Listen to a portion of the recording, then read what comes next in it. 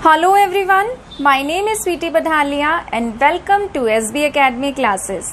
तो आज के इस वीडियो लेक्चर में हम लोग अपने रिडॉक्स रिएक्शन वाले पोर्शन को ही आगे कंटिन्यू करेंगे। कल हमने छोटा सा बेसिक इंट्रोडक्शन लिया था कि रिडॉक्स रिएक्शंस क्या होती हैं। ऐसी रिएक्शंस जिसमें ऑक्सीडेशन और रिडक्शन साइमल्टेनियसली होता है, साथ साथ होता है, ऐसी रिएक्शंस को हम लोग रिडॉक्स रिएक्शंस कहते हैं। फिर हम लोगों ने ये चीज पढ़ा था कि रिडॉक्स रिएक्शंस को अगर हम समझें या फिर ऑक्सीडेशन रिडक्शन कॉन्सेप्ट को अगर हम समझें तो उसके दो चीजें होती हैं, दो कॉन्सेप्ट में हम लोग उसको पढ़ते हैं। एक होता है क्लासिकल कॉन्सेप्ट और एक होता है इलेक्ट्रॉनिक कॉन्सेप्ट। क्लासिकल कॉन्सेप्ट हर जगह वैलिड नहीं होता है, इसीलिए अब हम लोग उसको नहीं पढ़ते हैं और हम किसको प्रेफरेंस देते हैं, इलेक्ट्रॉनिक कॉन्सेप्ट को। तो इलेक्ट्रॉनिक कॉन्सेप्ट में भी हम लोगों ने ये चीज डिस्कस की थी कि जहां पे लॉस ऑफ इलेक्ट्रॉन होता है उस प्रोसेस को ऑक्सीडेशन कहते हैं और जहां पे गेन ऑफ इलेक्ट्रॉन होता है उस प्रोसेस को हम रिडक्शन कहते हैं। ठीक है, तो आप इसका स्क्रीनशॉट ले सकते हैं या फिर वीडियो को पॉज करके इसको लिख सकते हैं। तो देखिए, according to electronic concept oxidation हमारा वो प्रोसेस होता है जहां पे इलेक्ट्रॉन लूज होते हैं। ठीक है, लॉस ऑफ इलेक्ट्रॉन जहां पे हो रहा है दैट प्रोसेस इज ऑक्सीडेशन। और जहां जिस प्रोसेस में गेन ऑफ इलेक्ट्रॉन हो रहा है उस प्रोसेस को हम क्या कहते हैं, रिडक्शन। साथ ही साथ अगर आप इलेक्ट्रॉनिक कॉन्सेप्ट पे जाएं तो ऑक्सीडाइजिंग एजेंट हम उन सब्सटेंस को कहते हैं जो इलेक्ट्रॉन एक्सेप्ट करने का काम कर रहा है। मतलब जो भी चीज इलेक्ट्रॉन एक्सेप्ट करेगी वो क्या कहलाएगी, ऑक्सीडाइजिंग एजेंट। जबकि ऐसा सब्सटेंस जो इलेक्ट्रॉन देने का काम करेगा वो क्या कहलाएगा, रिड्यूसिंग एजेंट। जैसे कि आप एग्जांपल समझ सकते हैं, मान लीजिए एक रिएक्शन हो रही है, zinc is reacting with copper ion और जिंक जो है वो ऑक्सीडाइज हो गया Zn2+ में और कॉपर आयन जो है वो रिड्यूस हो गया कॉपर सॉलिड में। यहाँ पे जिंक भी आप सॉलिड लिख लीजिए, इसको एक्वस। तो आप देखिए इसमें हो क्या रहा है कि जो जिंक है वो Zn2+ में चेंज हो रहा है। मैंने आपको बताया भी था, क्या बताया था कि अगर किसी पे चार्ज आ रहा है, मतलब पॉजिटिव चार्ज अगर बढ़ रहा है, इसका मतलब उसने इलेक्ट्रॉन इजेक्ट किए। सिंपल सी बात है, अगर ये इन दो इलेक्ट्रॉन को एक्सेप्ट करेगा तो जो दो इलेक्ट्रॉन की कमी की वजह से इस पे +2 चार्ज आया है वो हट जाएगा और ये वापस से वैसा हो जाएगा। ठीक है, तो इस प्रोसेस को हम क्या कहते हैं, इस प्रोसेस को हम कहते हैं ऑक्सीडेशन। और कॉपर आयन जो है वो क्या कर रहा है, कॉपर आयन जो जिंक यहां से 2 इलेक्ट्रॉन निकाल रहा है उन इलेक्ट्रॉन को एक्सेप्ट करके कॉपर सॉलिड बन रहा है। तो गेन ऑफ इलेक्ट्रॉन, ये प्रोसेस हमारा क्या होता है, रिडक्शन। ठीक है, तो यानी कि मैंने इसको अलग अलग रिएक्शन में क्यों लिखा है, मैंने यहाँ पे आपको ये समझाने के लिए लिखा है कि जिंक का क्या हो रहा है, जिंक इलेक्ट्रॉन दे रहा है, ऑक्सीडेशन। ठीक है, कॉपर आयन इलेक्ट्रॉन एक्सेप्ट कर रहा है, गेन ऑफ इलेक्ट्रॉन हो रहा है, मींस रिडक्शन। अब देखिए इनमें से कौन है ऐसा जिसने इलेक्ट्रॉन देने का काम किया, किसने इलेक्ट्रॉन दिए, जिंक ने दिए। तो जो सब्सटेंस इलेक्ट्रॉन देता है उसको हम क्या कहते हैं, रिड्यूसिंग एजेंट। तो जिंक हमारा क्या है, रिड्यूसिंग एजेंट। और मैंने आपको कहा भी था अपोजिट होता है, जिसका ऑक्सीडेशन होता है वो खुद क्या होता है, रिड्यूसिंग एजेंट, और जिसका रिडक्शन होता है वो खुद क्या होता है, ऑक्सीडाइजिंग एजेंट। ठीक है, तो अब देखिए कॉपर है, कॉपर ने क्या किया, इलेक्ट्रॉन गेन करने का काम किया। तो जो सब्सटेंस इलेक्ट्रॉन एक्सेप्ट करता है उसे हम क्या कहते हैं, ऑक्सीडाइजिंग एजेंट। तो कॉपर हमारा क्या बन गया, ऑक्सीडाइजिंग एजेंट। चलिए आगे बढ़ते हैं। अगर हम बात करें रिडॉक्स रिएक्शन की, तो रिडॉक्स रिएक्शन जो है वो 2 तरीके से हो सकती है। 2 तरीके से कैसे हो सकती है, एक हो सकती है डायरेक्टली और एक हो सकती है इनडायरेक्टली। ठीक है, मतलब कि दोनों रिएक्शंस में ऑक्सीडेशन और रिडक्शन तो होगा, बट डायरेक्ट रिडॉक्स रिएक्शंस हम उसको कहते हैं जिसमें ऑक्सीडेशन और रिडक्शन जो है वो सेम कंटेनर में होता है। सेम वेसल के अंदर ही ऑक्सीडेशन भी होगा और सेम कंटेनर के अंदर रिडक्शन भी होगा। ऑक्सीडेशन रिडक्शन दोनों एक ही कंटेनर में। ऐसे रिएक्शंस जिसमें ऑक्सीडेशन और रिडक्शन अलग अलग कंटेनर में, डिफरेंट वेसल्स में होता है, उन्हें हम क्या कहते हैं, इनडायरेक्ट रिडॉक्स रिएक्शन। तो ये तो बहुत ज्यादा इंपॉर्टेंट है, वेरी वेरी इंपॉर्टेंट, क्योंकि ये आपके चैप्टर के एंड में आएगा इलेक्ट्रोकेमिकल सेल बनके। आप पढ़ोगे इस चैप्टर के एंड में किसके बारे में, इलेक्ट्रोकेमिकल सेल के बारे में। जो मैंने कहा भी था कि इस चैप्टर से ना दो ही चीजें बहुत इंपॉर्टेंटली निकल कर आती है, एक होती है बैलेंसिंग और एक होता है इलेक्ट्रोकेमिकल सेल। तो इनडायरेक्ट रिडॉक्स रिएक्शन का एग्जाम्पल है इलेक्ट्रोकेमिकल सेल, जो आप बहुत ज्यादा डिटेल में चैप्टर के एंड में पढ़ोगे। ठीक है, आई विल ट्राई कि मैं आपको जितना बेस्ट तरीका हो सके उस तरीके से डिलीवर करने की कोशिश करूं कॉन्सेप्ट को, ताकि आपको बिल्कुल चीजें क्लियर हो जाएं। ठीक है, डायरेक्ट रिडॉक्स रिएक्शन हम अभी पढ़ लेते हैं, क्योंकि ये आगे जाके नहीं आएगी, इसको हम यहीं पे पढ़ेंगे। फिर 12th में जब आप क्या कहते हैं इलेक्ट्रोकेमिस्ट्री चैप्टर पढ़ेंगे तो वहां पे इलेक्ट्रोलिटिक सेल आएगा। तो वो इलेक्ट्रोलिटिक सेल जो है डायरेक्ट रिडॉक्स रिएक्शन का एग्जाम्पल होता है, जबकि इलेक्ट्रोकेमिकल सेल जो है वो इनडायरेक्ट रिडॉक्स रिएक्शन का एग्जाम्पल होता है। तो यहाँ पे आप लिख भी सकते हैं, फॉर एग्जाम्पल इलेक्ट्रोलिटिक सेल।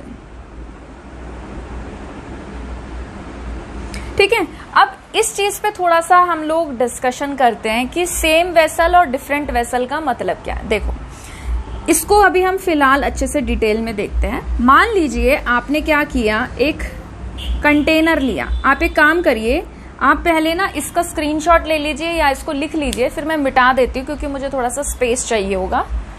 तो आप स्क्रीनशॉट ले लीजिए या फिर वीडियो पॉज करके इसको लिख लीजिए। ठीक है, अब देखिए,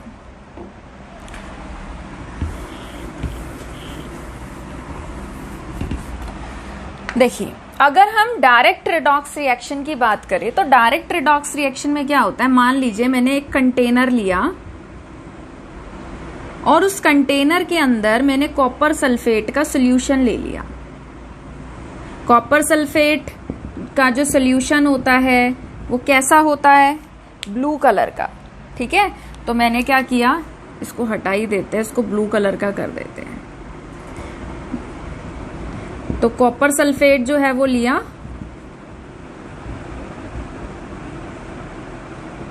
जिसका कलर क्या होता है, डीप ब्लू।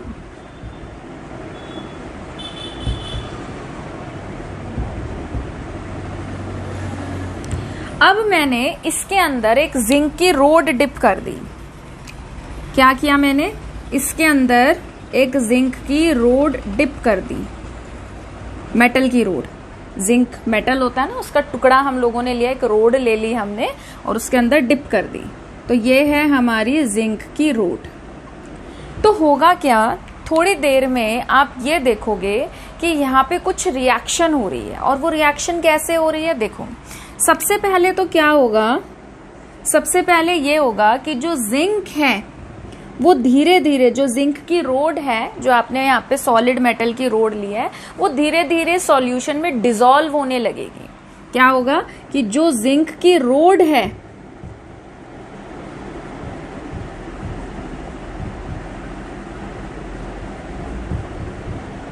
वो धीरे धीरे क्या होने लगेगी, डिसॉल्व होने लगेगी। ठीक है, तो जैसे जैसे ये डिसॉल्व होगी, हमने स्टार्टिंग में मेटल की रोड कैसे डाली थी, ऐसे बिल्कुल परफेक्ट, अच्छी खासी।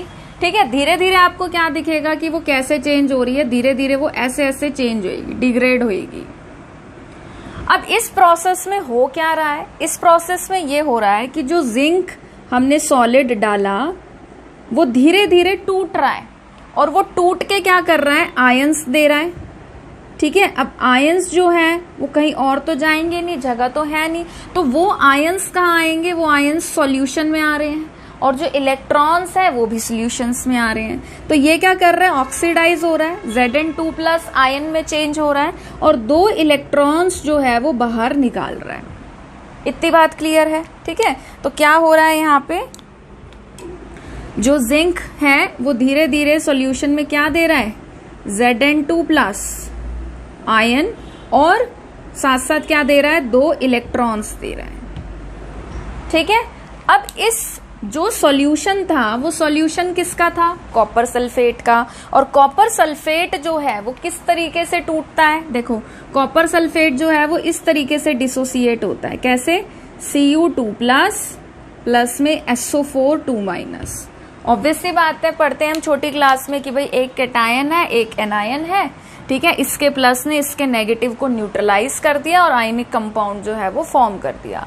तो कॉपर सल्फेट इस तरीके से एग्जिस्ट कर रहा है, Cu2 प्लस SO4 2 माइनस। एक चीज का आप खास ध्यान रखना कि जितने भी आप कंपाउंड्स पढ़ते हो ना, इनमें बॉन्ड जैसी कोई चीज नहीं होती, इनमें जस्ट क्या होता है, एक फोर्स ऑफ अट्रैक्शन होता है। तो यहाँ पे अगर हम आयनिक कंपाउंड की बात करें तो यहाँ पे क्या है, इलेक्ट्रोस्टैटिक फोर्स ऑफ अट्रैक्शन। यहाँ पे जो प्लस चार्ज है ये इसके नेगेटिव को क्या कर रहा है, अट्रैक्ट कर रहा है, या आप कह सकते हो कि ये नेगेटिव इस प्लस को अट्रैक्ट कर रहा है, और इनके इलेक्ट्रोस्टैटिक फोर्स ऑफ अट्रैक्शन से ये दोनों एक दूसरे से जुड़े हुए हैं। तो ठीक है, तो जब ये डिसोसिएट होगा तो ये कॉपर आयन में और सल्फेट आयन में डिसोसिएट होगा। अब इस सॉल्यूशन का जो ब्लू कलर है वो कॉपर आयन की वजह से होता है। ठीक है, आपको ये चीज जैसे आप थोड़ा आगे डिटेल में चीजें पढ़ोगे इस चैप्टर में, नहीं जैसे आप 11th में पढ़ोगे एस ब्लॉक, पी ब्लॉक, फिर आप 12th में जाओगे डी ब्लॉक के बारे में पढ़ोगे, कोऑर्डिनेशन कंपाउंड्स पढ़ोगे। ठीक है, तो वहां पे आपको समझ में आएगा कि जो कॉपर है वो डी ब्लॉक का एलिमेंट होता है, जिसे हम ट्रांजिशन मेटल या ट्रांजिशन एलिमेंट्स भी कहते हैं, जो काफी अच्छे कलर्स शो करते हैं, मतलब कलर कैरेक्टरिस्टिक्स इनके अंदर होती है। ठीक है, तो वहां पे जाके आप पढ़ोगे कि कैसे इनमें इलेक्ट्रॉन जो है वो एक्साइट करता है और कैसे इन लोगों के अंदर डी ट्रांजिशन होती है जिसकी वजह से कलर इम्पार्ट करते हैं। तो खैर वो अभी का टॉपिक नहीं है, अपने टॉपिक पे रहते हैं।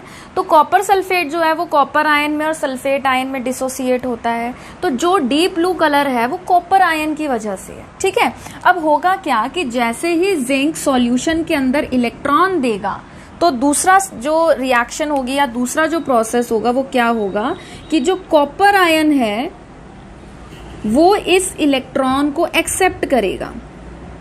ठीक है, हर चीज स्टेबल होना चाहती, कोई भी चीज अपने ऊपर चार्ज तो लेना पसंद करती नहीं है। ठीक है, तो ये जो इस पे प्लस चार्ज था, 2 प्लस था, ये इलेक्ट्रॉन की कमी की वजह से था। तो ये क्या करेगा, इन 2 इलेक्ट्रॉन को एक्सेप्ट कर लेगा और एक्सेप्ट करने के बाद क्या बना लेगा, कॉपर सॉलिड। ठीक है, तो जैसे जैसे कॉपर सॉलिड बनता जाएगा, 2 चीजें होती है कि या तो कॉपर क्या करेगा कि भाई जैसे ये जो जिंक है, मैंने यहाँ पे इस टाइम आपको बताते टाइम ये लिख दिया कि भाई इलेक्ट्रॉन सॉल्यूशन के अंदर आ गए, बट एक्चुअल में क्या होता है कि जैसे जो जिंक की रोड है वो डिकम्पोज जब करती है तो सॉल्यूशन के अंदर आयंस देती है और इलेक्ट्रॉन को यहीं पे छोड़ देती है रोड के ऊपर। ठीक है, वो मैंने आपको बताते टाइम यहाँ पे लिख दिया कि भाई सोल्यूशन के अंदर इलेक्ट्रॉन आ गए, बट एक्चुअल में क्या होता है कि जो एटम है वो आयोनाइज हो गया Zn2 प्लस में, वो सोल्यूशन के अंदर चला जाता है, बट जो इलेक्ट्रॉन है वो मेटल रोड पे चिपके रहते हैं। तो 2 चीजें होती हैं, 2 चीजें क्या होती हैं कि जो कॉपर आयन है जब वो इलेक्ट्रॉन लेने यहाँ पर जाता है तो पहली पॉसिबिलिटी ये होती है कि वो मेटल पे ही स्ट्रिप हो जाए, मतलब वहीं पे चिपक जाए। जैसे गया सॉल्यूशन में से, जैसे यहाँ पे है ना सॉल्यूशन के अंदर Cu2 plus SO4 2 minus, Cu2 plus SO4 2 minus, तो वो कॉपर आयन जैसे इलेक्ट्रॉन लेने जाएगा तो इलेक्ट्रॉन एक्सेप्ट करके सॉलिड बन जाएगा और वहीं पे मेटल की स्ट्रिप पे चिपक जाएगा। कई बार ऐसा होता है कि भाई वो इलेक्ट्रॉन एक्सेप्ट करके नीचे भी जमा हो जाता है, इधर भी डिपोजिट हो जाता है। तो 2 चीजें हो जाती है कि नीचे भी डिपोजिट हो सकता है और मेटल पे भी चिपक सकता है। ठीक है, अब हो क्या रहा है कि भाई जो ब्लू कलर था वो कॉपर आयन की वजह से था, बट क्या सॉल्यूशन के अंदर अब कॉपर आयन बच रहे हैं? नहीं। अब कॉपर आयन तो इलेक्ट्रॉन एक्सेप्ट करके खुद को किस में चेंज करते जा रहे हैं, कॉपर सॉलिड में। तो जो जिसकी वजह से ये ब्लू कलर जो बहुत ही ज्यादा इंटेंस ब्लू कलर था वो धीरे धीरे क्या होने लगता है, हल्का होने लगता है। समझ रहे हो, जो उसका डार्क ब्लू कलर था वो धीरे धीरे डिसअपियर होने लगता है। तो इस प्रोसेस की वजह से क्या हो रहा है कि धीरे धीरे जो ब्लू कलर है वो लाइट हो जाता है, या आप ये लिख सकते हो कि जो ब्लू कलर है वो धीरे धीरे क्या होने लगता है, डिसअपियर। ठीक है, अब ब्लू कलर धीरे धीरे डिसअपियर हो रहा है। साथ में होता क्या है कि अब आप यहाँ पर देखो, एक प्रोसेस जो है वो किसका हो रहा है, ऑक्सीडेशन का। एक प्रोसेस जो है वो किसका हो रहा है, रिडक्शन का। अगर ऑक्सीडेशन और रिडक्शन साथ साथ होते हैं तो हम इसको क्या कहते हैं, रिडॉक्स रिएक्शन। इसका मतलब कि यहाँ पे एक रिडॉक्स रिएक्शन हो रही है। ठीक है, अब क्योंकि वो एक ही कंटेनर में हुआ कि जिंक ने इलेक्ट्रॉन दे दिए, इलेक्ट्रॉन यहाँ दे दिए, आयन सोल्यूशन में गए, ऑक्सीडेशन एक ही बीकर में हो गया। कॉपर आयन सोल्यूशन में प्रेजेंट था, इलेक्ट्रॉन एक्सेप्ट किए, फिर कॉपर सॉलिड में चेंज हो गया, रिडक्शन ये भी एक बीकर में हो गया। तो ऐसे रिएक्शंस जो एक ही कंटेनर में हो जाती है। सेम ही वेसल में ऑक्सीडेशन भी हो गया, सेम ही वेसल में क्या हो गया, रिडक्शन भी हो गया। तो ऐसे रिएक्शंस को हम क्या कहते हैं, डायरेक्ट रिडॉक्स रिएक्शंस। इतनी बात क्लियर है, ठीक है। अब होता क्या है कि जब एक जिंक जो है जैसे ऑक्सीडेशन शो कर रहा है और कॉपर जो है वो रिडक्शन शो कर रहा है, तो यहाँ पे हमें एक प्रॉपर्टी और देखने को मिलती है, और वो क्या दिखती है कि ये जो रिएक्शन होती है ये एक्सोथर्मिक होती है। तो जो बीकर होता है वो गर्म हो जाता है। मतलब आप ऐसे लिख सकते हो कि टेम्परेचर जो है वो क्या हो जाता है, इंक्रीज हो जाता है, ठीक है। ऊपर वाले एरो का मतलब होता है इंक्रीज, नीचे डाउन वाले एरो का मतलब होता है डिक्रीज। तो धीरे धीरे क्या दिखता है कि भाई बीकर जो है वो बीकर भी गर्म होने लगता है, मतलब कि हीट निकल रही है, हीट एनर्जी जो है वो इस प्रोसेस की वजह से जनरेट हो रही है, ठीक है। तो यहीं से जो था ना आइडिया निकला था किसका, जो हम पढ़ते हैं indirect redox reaction. Electrochemical cells जो होते हैं वो हमारी ऐसी डिवाइसेस होती हैं जिसमें हम किसी केमिकल रिएक्शन से जो केमिकल एनर्जी जनरेट हो रही है, जैसे केमिकल रिएक्शन हुई, इससे जो केमिकल एनर्जी जनरेट हुई, मतलब यहाँ से जो हीट जनरेट हो रही है उसको हम कन्वर्ट करते हैं करंट प्रोड्यूस करने के लिए। ये मैं आपको बाद में भी डिटेल में पढ़ाऊंगी जब इसी चैप्टर के एंड में इलेक्ट्रोकेमिकल सेल आएगा, ठीक है। तो वहां पे हम लोग क्या करते हैं, जैसे इसमें तो एक ही बीकर के अंदर हम लोगों ने ऑक्सीडेशन रिडक्शन कर लिया, उधर हम लोग क्या करते हैं, हमारे पास ना 2 बीकर होते हैं, यहाँ पे बना देते हैं, क्योंकि मैं उसको अभी डिटेल में नहीं पढ़ाऊंगी, मुझे उसको बाद में अच्छे से डिटेल में पढ़ाना है, पर फिर भी मैं आपको आइडिया दे देती हूँ। तो उसमें क्या होता है कि हम 2 अलग अलग बीकर लेते हैं। जैसे यहाँ पे हमने जिंक की रोड ली, ठीक है, जो भी रोड लेते हैं उसको उसी के इलेक्ट्रोलाइट में डिप करते हैं, ZnSO4। जैसे जिंक की रोड थी तो जिंक के सोल्यूशन में डिप करना है। अब इस बीकर में हम लोगों ने क्या लिया, कॉपर रोड, ठीक है, तो उसको कॉपर के सोल्यूशन में डिप करोगे तो यहाँ पे हम लोग ले लेते हैं जैसे फॉर एग्जांपल कॉपर सल्फेट। फिर हम लोग इसको आगे कनेक्ट कर देते हैं की से, ठीक है, और आप इसको एमीटर, वोल्ट मीटर, इन सब चीजों से कनेक्ट कर देते हो। और यहाँ पे होता है सॉल्ट ब्रिज, एक इन्वर्टेड यू शेप की ट्यूब होती है सॉल्ट ब्रिज, जो इलेक्ट्रिकल न्यूट्रलिटी मेंटेन करने का काम करता है। मैं आपको धीरे धीरे बाद में आराम से अच्छे से पढ़ाऊंगी। तो यहाँ पे क्या होता है, जो हम इनडायरेक्ट की बात करते हैं, एक बीकर के अंदर होता है आपका ऑक्सीडेशन और एक बीकर के अंदर आपका होता है रिडक्शन, ठीक है। तो यहाँ पे भी देखो ऑक्सीडेशन रिडक्शन तो हो रहा है, मतलब कि रिडॉक्स रिएक्शन हो रही है, यहाँ पे भी रिडॉक्स रिएक्शन हो रही है, बट यहाँ पे अलग अलग बीकर में होता है। एक बीकर में ऑक्सीडेशन होता है, दूसरे बीकर में रिडक्शन होता है, तो इसको हम बोलते हैं इनडायरेक्ट रिडॉक्स रिएक्शन। बट जब आपका ऑक्सीडेशन और रिडक्शन जो है वो एक ही बीकर के अंदर होता है तो उसको हम क्या बोलते हैं, डायरेक्ट रिडॉक्स रिएक्शंस, ठीक है। अब हमारा जो अगला टॉपिक है वो ऑक्सीडेशन नंबर है, मतलब ऑक्सीडेशन नंबर जो था वो हमारा नेक्स्ट टॉपिक था, बट उस पे जाने से पहले, क्योंकि वो ना बहुत ज़्यादा इम्पोर्टेंट टॉपिक है, अगर आपको ऑक्सीडेशन नंबर निकालना नहीं आता है तो आपको बैलेंसिंग जो है वो आप कर नहीं सकते, मतलब आपको दिक्कत आएगी। तो ऑक्सीडेशन नंबर निकालने के कुछ रूल्स होते हैं जो अभी हम डिटेल में बाद में पढ़ेंगे, पर उससे पहले मैं चाहती हूँ कि भाई आप लोग ऑक्सीडेशन नंबर और वैलेंसी के बीच में जो है वो डिफरेंस सीख लो, ताकि ऐसा ना हो कि भाई मान लो अगर मैं आपको डिफरेंस नहीं बताऊं और मैं सीधा आपको ऑक्सीडेशन नंबर जो है वो पढ़ाना स्टार्ट कर दूं, तो बहुत सारे बच्चे ऐसे होते हैं जिनके दिमाग में फिर डाउट ही चलता रहता है कि भाई यही चीज तो हमारी वैलेंसी होती है। बट ऑक्सीडेशन नंबर और वैलेंसी एक चीज नहीं होती है, दोनों अलग अलग होती है, ठीक है। तो पहले हम लोग इस छोटे से डिफरेंस को पढ़ लेते हैं, उसके बाद हम लोग ऑक्सीडेशन नंबर जो है उसको पढ़ेंगे। चलिए देखिए, वैलेंसी की जब हम बात करते हैं तो वैलेंसी जो होती है वो कंबाइनिंग कैपेसिटी होती है किसी भी एटम की, मतलब कि कोई भी एटम कितने बॉन्ड बना सकता है उसको हम बोलते हैं वैलेंसी, ठीक है। जब हम बात करते हैं ऑक्सीडेशन नंबर के, जिसको शॉर्ट में हम ON लिखते हैं, ये होता है रेसिडुअल चार्ज। रेसिडुअल चार्ज का मतलब क्या है, बचा कुचा चार्ज, ठीक है। विच एन एटम हैज और अपीयर्स, या तो उस एटम के पास होगा या फिर वो अपीयर होता है जब अदर एटम्स को हम रिमूव कर देते हैं एज अ आयन। जैसे कि फॉर एग्जाम्पल हमारे पास FeCl3 भी है और हमारे पास FeCl2 भी है, ठीक है। अब देखो, अगर आप बात करो क्लोरीन की, तो आपको इतना तो पता है कि जो क्लोरीन एटम आयन बनाता है तो वो कैसा बनाता है, Cl-। क्लोरीन की अगर हम बात करें तो देखो क्लोरीन का एटॉमिक नंबर 17, क्योंकि मैंने अभी सेकेंड चैप्टर नहीं पढ़ाया है और मैंने इलेक्ट्रॉनिक कॉन्फ़िगरेशन लिखना नहीं सिखाया है 1s 2s के अकॉर्डिंग, इसीलिए मैं उस अकॉर्डिंग लिख रही हूँ जो आप छोटी क्लास में सीख के आते हो।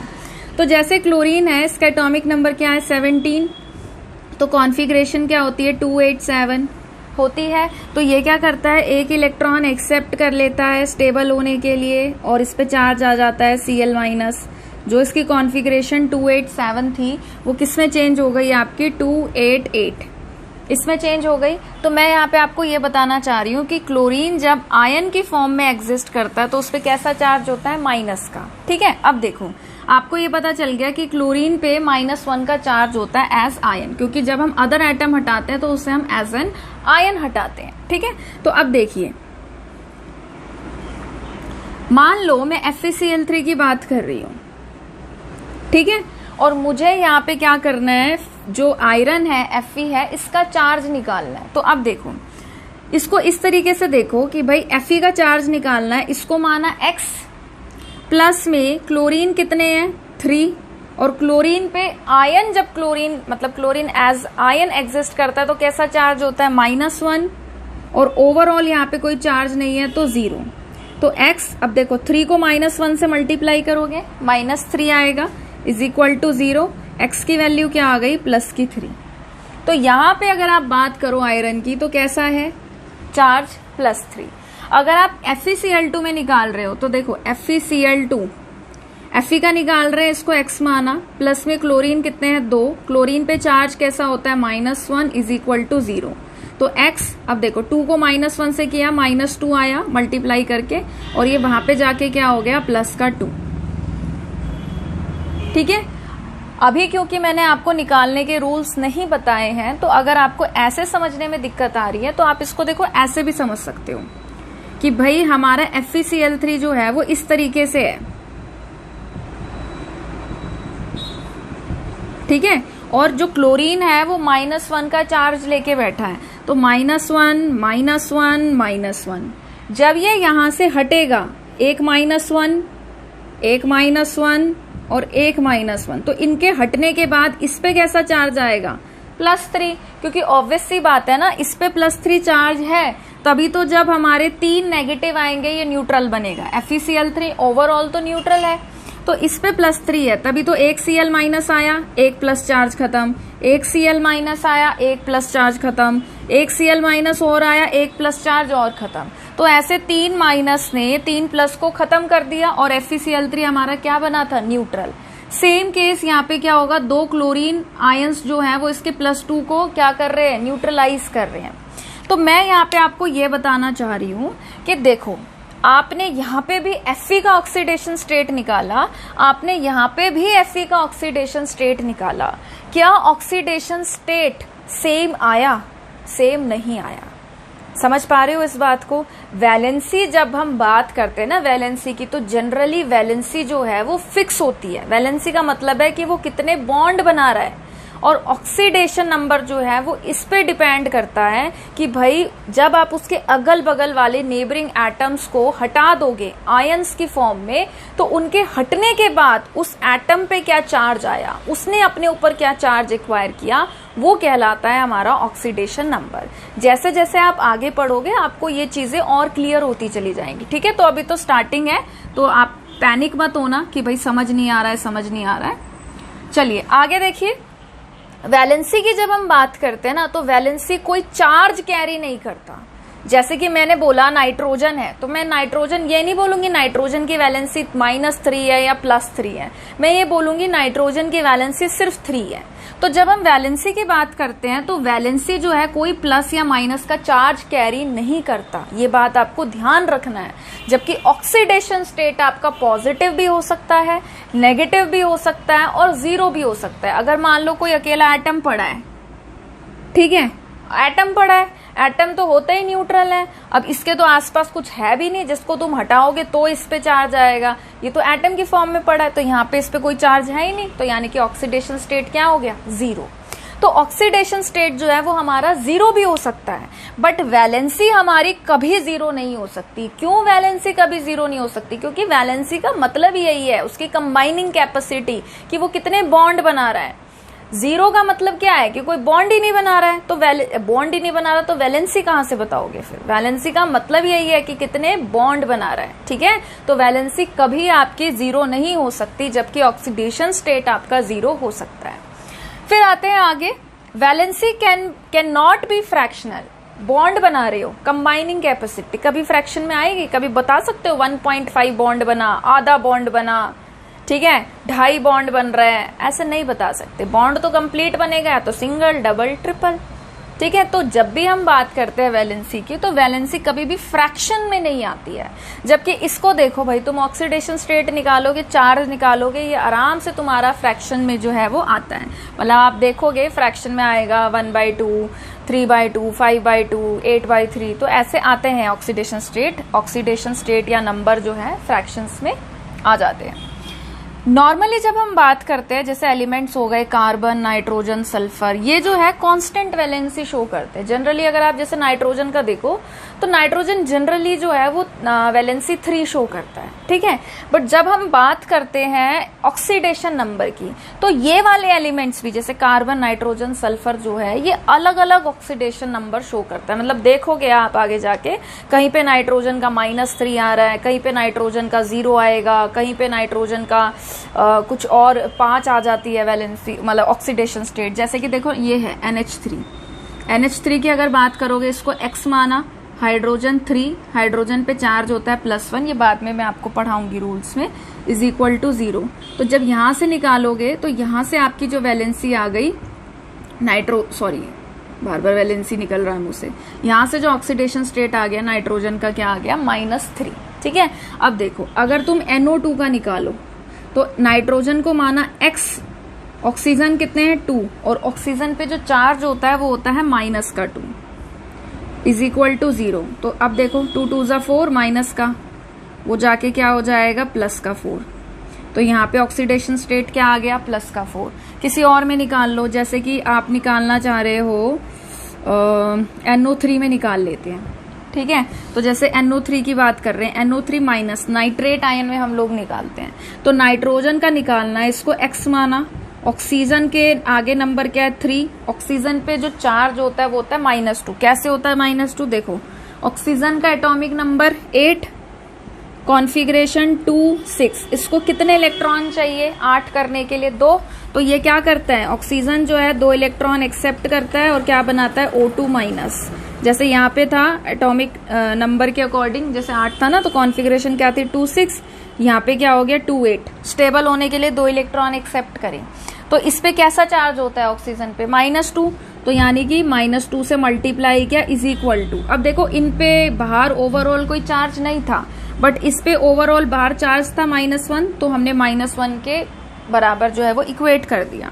तो X = 3 को -2 से मल्टीप्लाई किया, -6 आया, = -1, ये -6 वहां जाके प्लस का हो गया, और X की वैल्यू क्या आ गई? +5, ठीक है। तो ये मैंने बस आपको ऐसे समझाने के लिए एग्जाम्पल दे दिए कि देखो, ऑक्सीडेशन स्टेट निकाल रहे हो, कंपाउंड चेंज करते ही ऑक्सीडेशन स्टेट चेंज हो गया है, ऑक्सीडेशन नंबर चेंज हो गया। तो ये क्या है? ये इस पे डिपेंड करता है कि इसके बगल में आपके क्या एटम जुड़े हुए हैं, और जब आप उन बगल वाले इनके पड़ोसियों को, एटम को हटाते हो आयन की फॉर्म में, क्योंकि वो अपना चार्ज लेके जा रहे हैं, जब वो एटम आयन की फॉर्म में हटाओगे तो वो चार्ज लेके जाएंगे।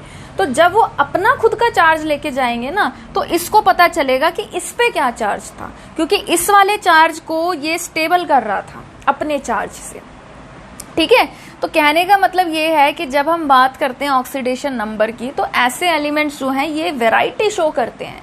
बट जब हम बात करते हैं वैलेंसी की, तो इनकी वैलेंसी जो है वो फिक्स आती है। नाइट्रोजन की वैलेंसी जनरली 3 रहेगी, ठीक है।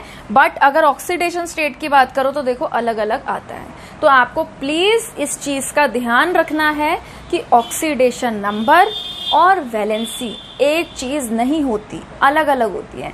वैलेंसी का मतलब कंबाइनिंग कैपेसिटी, ठीक है, और ऑक्सीडेशन नंबर का मतलब कि उस पे क्या रेसिडुअल चार्ज है, मतलब क्या बचा कुचा चार्ज है। अब जैसे कि अगर मान लो बचा कुचा चार्ज का मतलब क्या है कि जैसे देखो इसकी बात करते हैं, जैसे FeCl3 था, ठीक है, जब क्लोरीन हटाया तो उस पे चार्ज क्या आया +3, तो इसका ऑक्सीडेशन नंबर +3।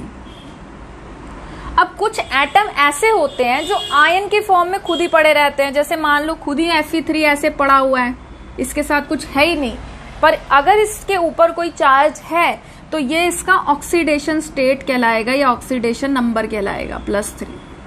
बट अगर ये Fe एटम के फॉर्म में पड़ा है, न्यूट्रल पड़ा है, अब तो कोई चार्ज नहीं है इस पे, तो इसका जो ऑक्सीडेशन नंबर है वो क्या कहलाएगा, 0। ठीक है, तो आई थिंक बस मुझे यहाँ पे थोड़ा सा बेसिक आइडिया देना था कि वैलेंसी और ऑक्सीडेशन नंबर एक चीज नहीं होती। आप इसका स्क्रीनशॉट ले सकते हैं या फिर वीडियो को पॉज करके इसको लिख सकते हैं।